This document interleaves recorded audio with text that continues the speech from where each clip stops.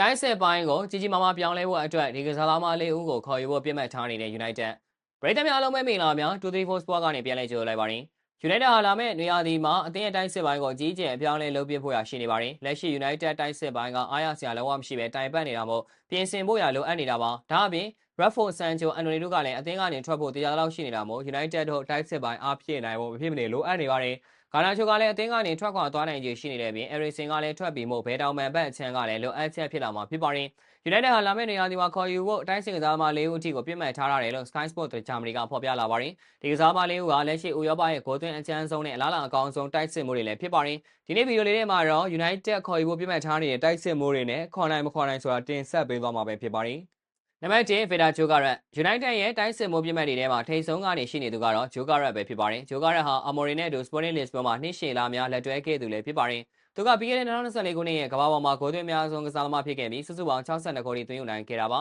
။ဒီရာသီမှာ Jogarat ဟာ Sporting Lisbon အတွက်ပြိုင်ပွဲစုံ40ပွဲကစားထားပြီးချိန်မှာ43ဂိုးသွင်းယူထားနိုင်ပြီး10ဂိုးထိဖန်တီးထားနိုင်တာဖြစ်ပါတယ်။ Fabrizio Romano ရဲ့ဖော်ပြချက်အရ Sporting Lisbon ဟာ Jogarat ကိုရောင်းချခြင်းကနေပေါင်တန်းရာနဲ့ချီလိုချင်နေတာပါ။ဒါပေမဲ့ Sporting အနေနဲ့ Jogarat ကို Euro 65သန်းကနေ85သန်းကြားရရှိသွားရုံနဲ့လက်လွတ်ပေးသွားမှာဖြစ်ပါတယ်။ဘာလဲဆိုတော့ကစားသမားပေါ်ထားရှိတဲ့အပြန်အလှန်လေးစားမှုကြောင့်ဖြစ်ပါတယ်။စာချုပ်ထဲမှာမပါပေမဲ့ Sporting Lisbon နဲ့ Jogarat တို့ကြားမှာGentleman Agreement လို့ခေါ်တဲ့လူကြီးလူကောင်ဆန်တဲ့သဘောတူညီချက်ရှိနေတာကြောင့်ဖော်ပြပါပြောင်းရွှေ့ခြင်းနဲ့ရယုံနဲ့လက်လွတ်ပေးသွားမှာဖြစ်ပါတယ်။နံပါတ်2 Victor Osimhen Osimhen က United စီပြောင်းလာဖို့ခေါင်းညိတ်ထားပြီးသားပါ။လက်ရှိမှာတော့ Osimhen ကကာတာဆေးအသင်းနဲ့ခြေစွမ်းပြနေနိုင်ပြီး32ပွဲမှာ28ဂိုးသွင်းယူထားနိုင်သူဖြစ်ပါတယ်။ Osimhen အနေနဲ့ကာတာဆေးအသင်းကိုတူရကီအမတ်ပေးဆရာထိတ်မှာရည်တည်နိုင်အောင်ကူညီပေးထားနိုင်တာပါ။ဒါပေမဲ့ Osimhen ကကာတာဆေးအသင်းနဲ့ရေရှည်လက်တွဲလို့စိတ်မရှိပဲအေဂျင့်ကနေတဆင့် United စီကိုဆက်သွယ်ထားပါတယ်။ Osimhen နဲ့နာပိုလီတို့အကြားချုပ်ဆိုထားတဲ့စာချုပ်ဖြတ်သိမ်းကြီးကပေါင်84.8သန်းထိရှိပါတယ်။ဒါပေမဲ့နာပိုလီအနေနဲ့ယူရိုတန်း60ဝန်းကျင်ရရင်ရောင်းထုတ်သွားနိုင်ခြေရှိနေပါတယ်။နံပါတ်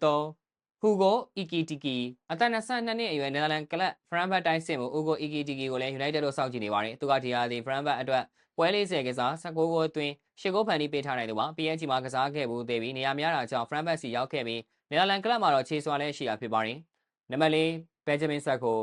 RB Leipzig တိုင်းစစ်မှု Sesko ကလည်းဥရောပထိပ်သီးအသင်းကြီးတွေရဲ့အာရုံကိုဖန်ဆားထားနိုင်သူတူပါပဲ။သူကအသက်21နှစ်သာရှိသေးပြီးဂိုးသွင်းကျန်းနေတယ်လို့ကြမ်းခိုင်မှုကလည်းကောင်းပါတယ်။တရားဒီကို18ဂိုးနှုန်းလောက်သွင်းနိုင်ပြီးပိုတိုးတက်လာဖို့ပဲရှိနေသူဖြစ်ပါတယ်။ United တို့ရဲ့ဘယ်ကစားသမားကိုခေါ်ယူနိုင်မလဲဆိုတာကတော့စောင့်ကြည့်ရမှာပဲဖြစ်ပါတယ်။ဟုတ်ကဲ့ပါခင်ဗျာဗီဒီယိုလေးကဒီလောက်ပါပဲ။နောက်နေ့မှာလည်းအားကစားလေးပတ်သက်တဲ့သတင်းကြောင်းတွေကိုတင်ဆက်ပေးသွားမှာဖြစ်တာကြောင့်ကျွန်တော်တို့ရဲ့ page လေးကို like and follow လုပ်ပြီးဒီဗီဒီယိုလေးကိုလည်း share ပေးကြပါဦးလို့ပြောရင်းနဲ့ညီကုန်းချိုလိုက်ရပါတယ်ခင်ဗျာ။